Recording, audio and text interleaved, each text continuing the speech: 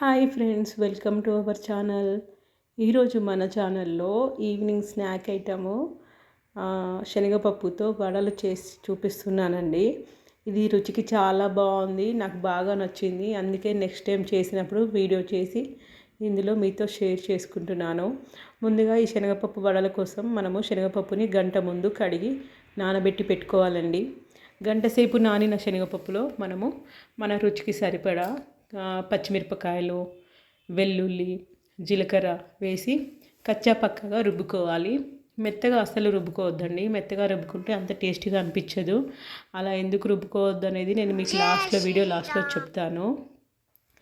అలా రుబ్బుకొని పెట్టుకున్న దాంట్లో ఆ పేస్ట్లో మనము కొన్ని సన్నగా తరిగిన ఉల్లిపాయలు, కరివేపాకు, కొత్తిమీర అవన్నీ వేసి కలుపుకొని అందులో రుచికి సరిపడా సాల్ట్ కలిపి ఇలా సన్నగా నేను మీకు వీడియోలో చూపిస్తున్నాను కదండి, పాలిథిన్ కవర్ ఉంటుంది కదా, దాని మీద ఒత్తుకోవాలి. బాగా సన్నగా కూడా చేయొద్దు, బాగా లావుగా చేయొద్దండి, మీడియం సైజులో చేయాలి.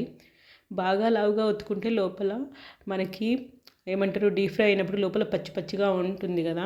సన్నగా చేస్తేనేమో ఇవి బాగా గట్టిగా అయిపోతాయి, అంటే కరకరలాడుతూ ఉంటాయి. ఇవి అలా కాకుండా పైన క్రిస్పీగా లోపల సాఫ్ట్గా ఉండేటట్టు చూసుకోవాలి. అందుకే మీడియం సైజులో ఒత్తాలి. తినాక ఇలా డీప్ ఫ్రై చేసుకోవాలండి. చూడండి, బ్రౌన్ కలర్ వచ్చేంత వరకు చేసుకోవాలండి. లేదంటే లోపల పచ్చి పచ్చిగా ఉండి టేస్ట్ బాగుండదు. ఇందాక నేను మీతో చెప్పాను కదా కచ్చా పక్కా ఎందుకు చేసుకోవాలనేది. ఇక్కడ చూడండి, గారెల పైన శనగపప్పు కూడా కనిపిస్తుంది. అలా మనకి పంటికి తగిలినప్పుడు నములుతుంటే చాలా టేస్టీగా ఉంటుంది.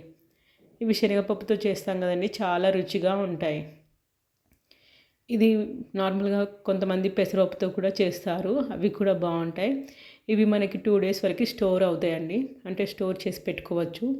ఈ ఈవినింగ్ స్నాక్స్ ఐటమ్ అనే కాదు, ఇది ఏ టైంలోనైనా తినచ్చు. కాకపోతే ఈవినింగ్స్ పిల్లలు ఎక్కువ స్నాక్స్ ఇష్టపడతారు కదా, అందుకని స్నాక్ ఐటమ్ అని చెప్పాను. చూడండి, లోపల కూడా మంచిగా డీప్ ఫ్రై అయింది. మీకు అది కొంచెం చుంచి చూపిస్తున్నాను. ఇది మనకి టమాటా సాస్తో పెట్టుకొని తిన్నా బాగుంటుంది, నార్మల్గా ఊరికనే తిన్నా బాగుంటుంది, ఆనియన్స్తో తిన్నా కానీ చాలా రుచిగా ఉంటుంది. ఇది కనుక మీకు నచ్చినట్టయితే మీరు కూడా ట్రై చేసి ఎలా వచ్చిందో నాకు కామెంట్ బాక్స్లో కామెంట్ చేయండి ఫ్రెండ్స్. ఈ వీడియో మీకు నచ్చిందని అనుకుంటున్నాను. Thank you friends, bye.